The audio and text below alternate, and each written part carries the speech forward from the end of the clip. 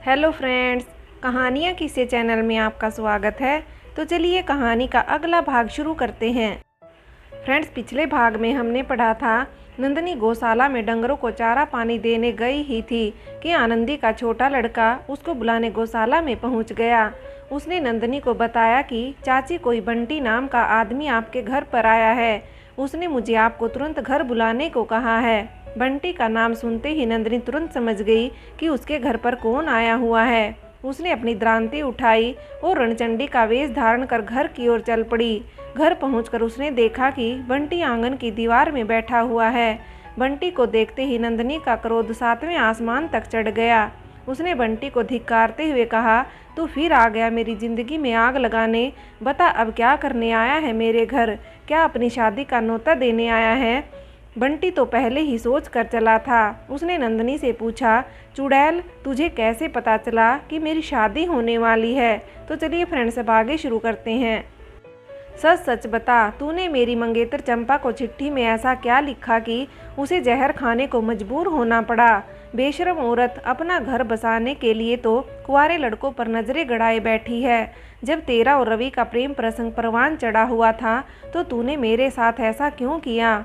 कल मैं जिसके घर बारात लेकर जाने वाला था, तेरे कारण वह आज जीवन मौत से जूझ रही है। मैंने सुना है कि किसी औरत ने उसे चिट्ठी में तेरे और मेरे बीच के पुराने रिश्ते की बात लिख कर भेजी है, जिसे पढ़कर उसने जहर खा लिया। यह बात तो मेरे सिवाय सिर्फ तुझे या तेरे आशिक रवि के अलावा किसी और को मालूम न थी। तेरी वजह से पहले मैंने अपना बचपन का दोस्त रवि को खो दिया। यदि तूने अब मेरे साथ ऐसा धोखा किया है तो मैं तुझे भी चैन की जिंदगी न जीने दूंगा। यह सुनकर नंदनी का गुस्सा और भड़क गया। उसने बंटी को उसी की भाषा में जवाब देते हुए कहा, चुड़ैल होगी तेरी माँ, जिसने तुझ जैसे हरामखोर और बदतमीज बेटे को जन्म दिया है। तू क्या मुझे भी अपनी तरह पापी समझता है? अगर मुझे यह सब करना होता तो पहले ही यह सब कर लेती। कम से कम उस लड़की की जिंदगी तो बच जाती। लेकिन तेरी बेवफाई के बावजूद भी तुझे अपना दोस्त ही समझा था। लेकिन तू इतना निर्लज है कि मेरी ससुराल में मुझसे ही लड़ने पहुंच गया। अभी भी अपना भला चाहता है तो मेरे सास ससुर के घर लौटने से पहले वापस चला जा, वरना मैं भी दुश्मनी पर उतारी हो जाऊंगी। फिर ये द्रांति देख ले, मैं उन्हीं के सामने इसी से तेरा काम तमाम कर दूंगी। बंटी बोला, मैं तुझे अच्छी तरह जानता हूँ। तू अपने फायदे के लिए किसी भी हद तक जा सकती है। अगर तू सच कह रही है तो खा गोलू जू की कसम कि तूने चंपा के लिए कोई चिट्ठी नहीं भेजी। नंदनी बोली, मैं गोलू जू की कसम खाकर कहती हूँ कि अगर मैंने तेरा अनिष्ट चाहने के लिए तेरी मंगेतर को कोई चिट्ठी भेजी हो तो मैं नमक की तरह गल जाऊँ। अब तो तुझे यकीन हो गया ना? अब तेरे आगे हाथ जोड़ती हूँ, तू चुपचाप अपने गाँव लौट जा। मुझे ज़्यादा मत उकसा, वरना अब तेरी खैर नहीं है। नंदनी के इतना कहने पर बंटी ने अपनी जेब से 2 टॉफ़ी निकालकर आनंदी के लड़के को दी और उसे अपने घर जाने को कहा। वह टॉफ़ी लेकर अपने घर चला गया तो बंटी ने नंदनी से कहा, ठीक है नंदनी, तेरे मुंह से यह सुनकर मैं तुझ पर यकीन तो कर रहा हूँ, लेकिन यदि तूने चंपा को चिट्ठी नहीं लिखी तो ऐसी कौन औरत है जो हमारे बीच इस राज को जानती है? तुझे भी यह सुनकर दुख होगा कि अब यदि चंपा जीवित बच भी गई तो वह मेरे साथ शादी तो कदापि नहीं करेगी। साथ ही पूरे इलाके में मेरे माँ बाप की बदनामी और होगी। इसलिए मैं ये जहर की शीशी खरीद कर लाया हूँ। अब मैं इसे पीकर अपनी जान दे दूँगा। यह कहकर बंटी ने जेब से नुआन की शीशी निकाली और उसका ढक्कन खोलकर जैसे ही उसने मुंह पर लगाने की सोची, नंदनी ने तेजी से बंटी के हाथ से नुआन की शीशी छीन ली। वह बोली, कायर कायर कहीं का, चला आया मेरे घर आत्महत्या करने। मरते मरते अपने साथ मुझे और मेरे सास ससुर को भी बदनाम करके जाएगा। जा, तुझे मरना ही है तो कहीं और जाकर मर। अब जल्दी से फूट ले यहाँ से, वरना किसी गांव वालों ने तुझे यहाँ देख लिया तो न जाने क्या क्या बातें होंगी। बंटी की आंखों में आंसू छलक आए। उसने घुटनों के बल बैठकर नंदनी से अपने गुनाहों के लिए माफ़ी मांगी। इसके बाद वह धीरे धीरे बाजार की ओर लौट गया। बाजार जाते जाते उसने सोचा कि जब नंदनी ने चंपा के लिए कोई पत्र नहीं लिखा तो आखिर किसने चंपा को चिट्ठी लिखकर यह बात बताई होगी। यह बात तो रवि, मैं और नंदनी ही जानते थे। वह सोचने लगा कि कहीं रवि ने बदले की भावना से यह काम न किया हो, लेकिन वह गुस्से से आग बबूला होकर बाजार से गांव की ओर लौट गया। बाजार से उसने बर्तन भांडों की दुकान से 3 अलग अलग तरह के चाकू भी खरीद लिए। इन चाकुओं से वह आज रवि को समाप्त कर देना चाहता था। इधर कल शाम से ही रवि इस घटना को सुनकर बेचैन सा था। उसके माता पिता ने उसे इस बेचैनी का कारण भी पूछा, लेकिन उसने उन्हें भी कुछ ज़्यादा नहीं बताया। माता पिता ने उसे समझाते हुए कहा, बेटा यह कलयुग है। जो दूसरों के लिए कुआं खोदता है, भगवान उसके लिए खाई खोद कर रखते हैं। तू ही बता रहा था कि उसके कारण तू नंदनी के चक्कर में फंसा था। अब देख गोलू जू का न्याय, ठीक शादी के दिन ही क्या फिरकी घुमाई। रवि बोला, अब यह शादी होनी मुश्किल लगती है, इसलिए मैं कल सुबह अपनी ड्यूटी पर चला जाता हूँ।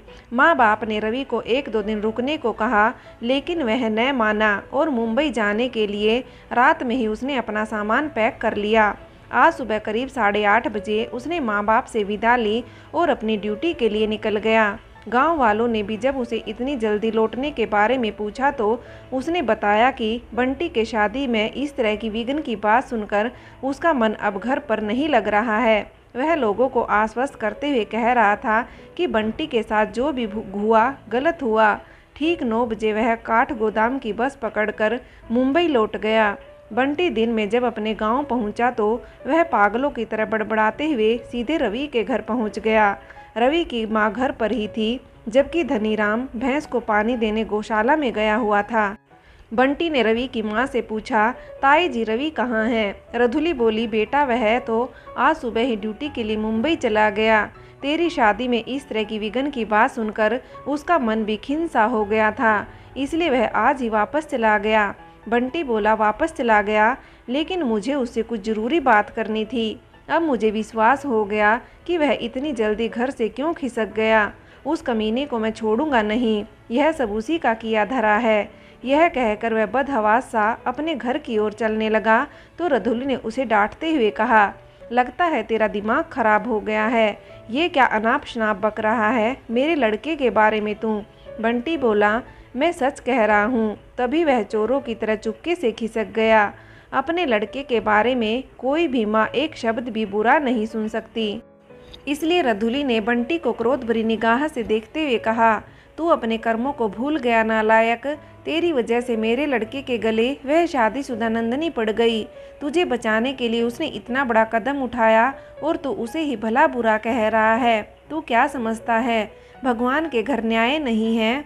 मेरे लड़के की ज़िंदगी मुसीबत में डालकर तू कुंवारी लड़की से शादी करने चला था। बेशर्म कहीं का, तुझे जरा भी लाज होती तो खुद जाकर उस लड़की के हाल चाल पूछता। अभी तू इल्ज़ाम औरों के सिर मढ़ रहा है। तुझे तो रवि को फंसाने की आदत पड़ी है। बंटी ने बुढ़िया से उलझना उचित नहीं समझा। वह सीधे अपने घर लौट गया। मेहमान लोग भोजन कर आराम कर रहे थे। बंटी को देखकर भाभी माँ ने उसे भोजन करने को कहा, लेकिन उसने दिन का भोजन नहीं किया और जाकर अपने कमरे में सो गया। दूल्हे का कमरा ऊपर की मंजिल पर था। कई मेहमान इस घटना को सुनकर नाराज होकर वापस चले गए थे। घर पर भी कोई ढंग से बात नहीं कर रहा था। वह रात भर सोया न था, इसलिए लेटते ही उसकी आंख लग गई। थोड़ी देर में उसे एक डरावना सपना आया। उसने देखा कि उसके भाई और पिताजी के साथ पुलिस वाले उसकी तलाश में घर के आंगन में आए हुए हैं। आपस में कानाफूसी कर रहे हैं कि बेचारी चंपा की जान न बच सकी। उसने अपना बयान दिया है कि इस घटना के लिए बंटी जिम्मेदार है। ऐसे दुष्ट को सख्त से सख्त सजा मिले, इसलिए पुलिस वाले उसे पकड़कर हवालात लेकर जा रहे हैं। ऐसा भयंकर सपना देखकर बंटी का शरीर पसीने से तरबतर हो गया। उसने अपने कमरे के पीछे वाली खिड़की को हल्के से खोला। वहां बाजार से आने जाने वालों पर नज़र पड़ती थी। बंटी ने दूर से अपने भाई और पिताजी के साथ 2 अन्य लोगों को आते देखा। उसने खिड़की बंद कर दी। उसके दिमाग में सपने वाली बात घूम घूम कर लौट रही थी। वह सोच रहा था कि शादी के दिन ही जब घर से पुलिस वाले उसके हाथ में हथकड़ी लगाकर ले जाएंगे तो सारे मेहमान और गांव वाले क्या सोचेंगे। जाने कितने वर्ष जेल में काटने पड़ेंगे। इस लानत भरे जीवन को जीने से अच्छा है कि ईश्वर मुझे इसी क्षण मौत दे देता। विनाश काले विपरीत बुद्धि बंटी के सर चढ़ कर बोल रही थी। उसने पलंग पर बिछाए चद्दर को बीचों बीच फाड़ कर उसके 2 टुकड़े कर दिए। दोनों टुकड़ों को लपेटकर उसने एक मजबूत रस्सी की तरह बनाकर उसके एक सिरे को छत की धूम पर बांध दिया, दूसरा सिरा मजबूती से अपने गले में बांध लिया। इसके बाद बंटी ने कमरे की खिड़कियां और दरवाजे अंदर से बंद कर दिए। उसने भगवान से और चंपा की आत्मा से स्वयं को माफ़ करने के लिए हाथ जोड़े, कहीं पुलिस वाले उसे पकड़ न ले, इसलिए वह जल्दी से चारपाई के सामने रखे स्टूल पर चढ़ा और फिर हवा में झूल गया। हवा में लटकते समय स्टूल नीचे गिर गया, जिसकी आवाज़ सुनकर बाहर बैठे लोगों का ध्यान उस ओर गया। बंटी की भाभी ने देखा कि बंटी के कमरे की खिड़की और दरवाजे बंद हैं। वह ऊपर की मंजिल पर बंटी के कमरे के बाहर खड़ी होकर बंटी को आवाज़ देने लगी। यह सुनकर बगल वाले कमरे में आराम कर रहे मेहमान भी बाहर आ गए। उन्होंने भी बंटी के कमरे के दरवाजे को खटखटाया, लेकिन अंदर से कोई आवाज़ नहीं आई। लोगों के मन में अंदर किसी अनहोनी के घटने का शक हुआ, इसलिए उन्होंने दरवाजे पर लात मारी, पर इसका भी कोई असर न हुआ। अब लोगों का शक गहराता जा रहा था। इतनी देर में बंटी का भाई और पिता भी घर पहुंच चुके थे। उनके साथ बंटी की ससुराल से चंपा का भाई सतीश और चाचा दामोदर भी बंटी से इस बात की सत्यता का पता करने आए थे। बंटी के कमरे के सामने भीड़ देखकर मोहन भागते हुए वहां पहुंचा। उसने दूसरे कमरे में रखी मूसल उठाकर खिड़की पर मारी तो खिड़की का पल्ला टूट गया। अंदर का मंजर देखकर सभी लोग हैरान रह गए। बंटी का शरीर धूम की लकड़ी पर लटका हुआ था। मोहन ने मूसल से दरवाजे पर भी कई चोट मारी तो दरवाज़ा भी टूट गया। लोगों ने फटाफट बंटी के झूलते शरीर को सहारा देकर ऊपर उठाया और कुछ लोगों ने उसके गले पर लिपटी चादर खोल दी। बंटी का शरीर निढाल हो गया था। यह देखकर बंटी की माँ और भाभी के साथ साथ वहां उपस्थित महिलाएं और बच्चे जोर जोर से रोने लगे। कुछ लोग बंटी के शरीर पर हवा झेल रहे थे तो कुछ उसके हाथ पैरों की मालिश करने लगे, लेकिन यह सब व्यर्थ था। अब तक बहुत देर हो चुकी थी। बंटी के प्राण पखेरु पहले ही उड़ चुके थे। दुख से पहले से ही गमगीन परिवार पर अब तो दुखों का एक और पहाड़ टूट गया था। पूरे परिवार के साथ साथ घर में आए मेहमान दहाड़े मार मार कर रो रहे थे। गांव वालों को भी इस घटना पर बहुत दुख हुआ। चंपा के घर से आए उसके भाई और चाचा जी जिस मसले को सुलझाने के लिए बंटी के पास आए थे, बंटी ने उन्हें वह मौका भी न दिया। चंपा की जान तो बच गई थी, लेकिन अब तो उस पर भी जिंदगी भर के लिए एक और कलंक लग गया था। शादी से पहले ही बेचारी विधवा हो गई। गांव वालों ने किसी तरह बंटी की मां को उसके शव से अलग किया। यह एक आत्महत्या की घटना थी और बहुत जल्दी ही इस घटना की जानकारी आसपास के गांव तक भी पहुंच चुकी थी। शव का पंचनामा किए बगैर अंतिम संस्कार भी नहीं किया जा सकता था। राजस्व ग्राम होने के कारण गांव के 2 युवकों को अक्षेत्र पटवारी को बुलाने को भेजा गया। करीब 4 बजे पटवारी गांव में पहुंचा। ग्राम प्रधान और गांव वालों के बयानों के साथ साथ लड़की पक्ष के लोगों के बयान भी लिए गए। चंपा के भाई और चाचा ने इस घटना के लिए किसी अनजान शख्स को जिम्मेदार बताया, जिसने बंटी और हीरालाल की बेटी नंदिनी के बीच प्रेम संबंधों की चर्चा चंपा को लिखे गए पत्र में की थी। इसी के आधार पर पहले चंपा ने जहर खाकर अपनी जान देने की कोशिश की और इसी गम में बंटी ने आज आत्महत्या कर ली। इसलिए पटवारी ने अनजान के खिलाफ साजिश की रिपोर्ट लिख दी। इसके बाद उसी दिन बंटी का अंतिम संस्कार कर दिया गया। रवि की मां को भी बंटी के साथ किए गए बर्ताव पर बहुत दुख हुआ। यद्यपि इसमें उसकी गलती भी न थी, फिर भी वह यही सोच रही थी कि मृत्यु से पहले उसने बंटी को बुरा भला कह दिया। धनीराम भी बंटी के अंतिम संस्कार में गया। उसने जब चंपा के घर वालों से इस मामले में हीरालाल की बेटी नंदिनी का नाम भी सुना तो उसके मन में एक भय पैदा हो गया कि कहीं नंदिनी के साथ रवि का नाम भी इस मामले में न आ जाए। इसलिए वह अगले दिन सुबह सुबह हीरालाल के घर पहुंच गया। विजयदशमी का दिन था। आज हीरालाल घर पर ही था। त्योहार के दिन सुबह सुबह धनीराम जी के घर पहुंचने पर हीरालाल और उसका परिवार बहुत खुश हुआ। उन्होंने सोचा नई नई रिश्तेदारी हुई है, शायद अपनी बहू नंदिनी के लिए कुछ शगुन देने आए होंगे। धनीराम ने हीरालाल से त्योहार के दिन बच्चों के सामने खाली हाथ आने के लिए क्षमा मांगी। हीरालाल ने धनीराम से कहा, रिश्तेदारी कोई लेन देन से नहीं चलती। आप त्योहार के दिन हमारे घर पहुँचे, यही हमारे लिए सम्मान की बात है। धनीराम ने वहां पहुंचने के अपने मकसद को हीरालाल को बताते हुए कहा, आपने हमारे गांव की कल की घटना तो सुन ही ली होगी। दौलत राम के परिवार के साथ बहुत बुरा हुआ। उसके छोटे लड़के बंटी की शादी आज गोलापार से होने जा रही थी, लेकिन कल लड़के ने घर पर ही फांसी लगा ली। 3 दिन पहले उसकी मंगेतर ने भी जहर खा लिया था।